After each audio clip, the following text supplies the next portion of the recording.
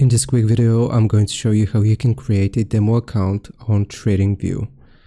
First, you will need to create a regular account with TradingView and sign into that account.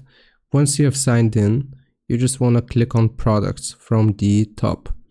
Once you click on products, it is going to take us to this chart, and right here, you will need to select trading panel.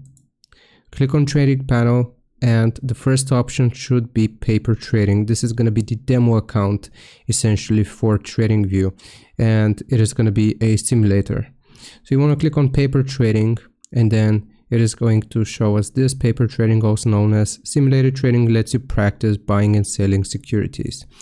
Click on connect here, and now you will have essentially created a paper trading account, and you can edit the information by clicking on the settings button here. You can change the leverage and all of these other options, and you can essentially customize it. So I hope this helps. Leave a like and subscribe. I'll see you next time.